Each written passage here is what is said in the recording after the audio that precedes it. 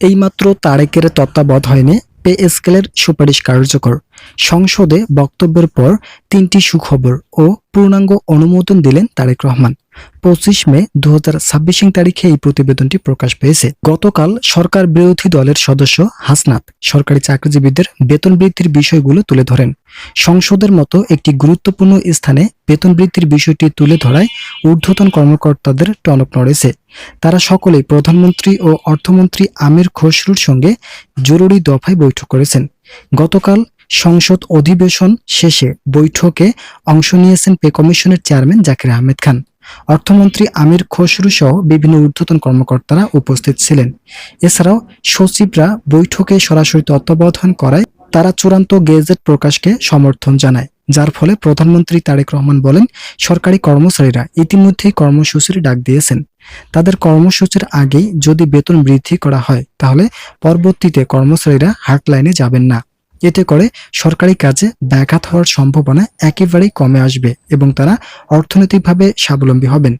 এছাড়াও তারা যে সকল কর্মসূচির ডাক দিয়েছেন তাদের কর্মসূচি বাতিল হয়ে যাবে। তাই সকলের মতামত নিয়ে অর্থ মন্ত্রণালয় কর্তৃপক্ষকে কড়া নির্দেশ দিয়েছেন প্রধানমন্ত্রী। অর্থমন্ত্রী বলেন, প্রধানমন্ত্রী তারেক রহমানের নির্দেশক্রমে সকল কার্যক্রম বাস্তবায়নের নতুন সিদ্ধান্ত নেওয়া হয়েছে। তবে তাদের সিদ্ধান্তগুলো খুবই ইতিবাচক থাকায় বেতন বৃদ্ধিতে আর সমস্যা তৈরি হওয়ার সম্ভাবনা একেবারেই ক্ষীণ। বিশেষ করে যারা নিম্ন গ্রেডের কর্মচারী আছেন তারা অর্থনৈতিকভাবে খুব একটা হতাশাগ্রস্ত হলেও তাদের আর্থিক সমস্যাগুলো কিভাবে দূর করা সম্ভব সেই বিষয়গুলো নিয়ে নতুন পদক্ষেপ নেন প্রধানমন্ত্রী তারেক রহমান। আপনারা অবশ্যই চ্যানেলটি সাবস্ক্রাইব করুন। আজ প্রধানমন্ত্রী ও অর্থমন্ত্রীর মাঝে আবারও একটি বৈঠক শুরু হয়েছে দুপুর ১২ ঘটিকায়। এই বৈঠকে সভাপতিত্ব করেন প্রধানমন্ত্রী তারেক রহমান। এছাড়াও তিনি তার সিদ্ধান্তগুলো অর্থমন্ত্রীর কাছে হস্তান্তর করেন।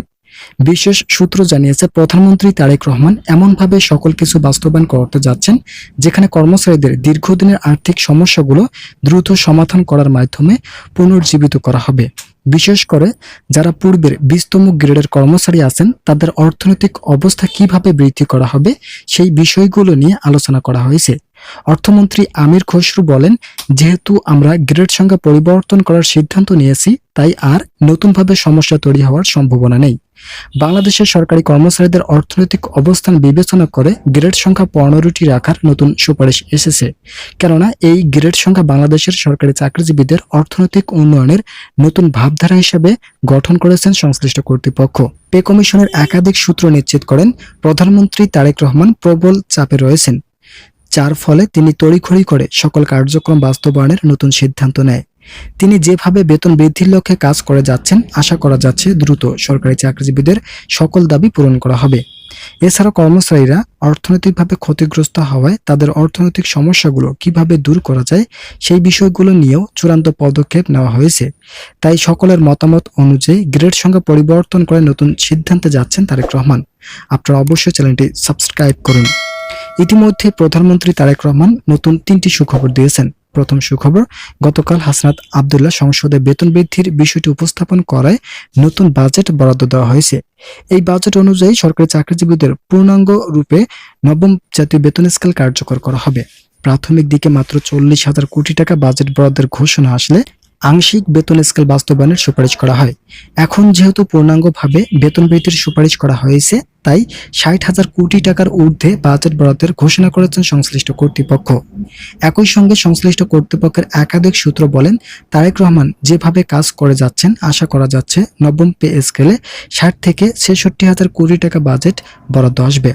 দ্বিতীয় সুখবর, আগামী ১১ জুন ২০২৬ থেকে সরকারি চাকরিজীবীরা পাবেন পূর্ণাঙ্গ রূপে নবম জাতীয় বেতনের আওতায় সুযোগ সুবিধা। যদিও ইতিমধ্যে বিভিন্ন নেতিবাচক তথ্য ছড়িয়ে পড়েছে, তবে আগামী ১১ জুন সরকারি চাকরিজীবীদের ভাগ্য পরিবর্তনের নতুন সূচনা আসতে যাচ্ছে। প্রধানমন্ত্রী তারেক রহমান ও অর্থমন্ত্রী আমির খসরুর তত্ত্বাবধানে নতুন বৈঠকে এই বিষয়গুলো চূড়ান্তভাবে উঠে আসে। তৃতীয় সুখবর, সরকারি চাকরিজীবীদের বেতন বৃদ্ধির পাশাপাশি অবসরকালীন সুযোগ সুবিধা বাস্তবায়ন করার নতুন সুপারিশ করেন সংশ্লিষ্ট কর্তৃপক্ষ। আশা করা যাচ্ছে সরকারি চাকরিজীবীদের সকল দাবি বাস্তবায়ন করা হবে। ইতিমধ্যে সরকারি চাকরিজীবীদের জন্য বেতন বৃদ্ধির নতুন সুপারিশ করেছেন সংশ্লিষ্ট কর্তৃপক্ষ। ভিডিওটি শেষ করার পূর্বে আপনাদের কাছে বিনীতভাবে রিকোয়েস্ট করতেছে, আপনারা অবশ্যই চ্যানেলটি সাবস্ক্রাইব করে আমাদের সঙ্গে থাকুন।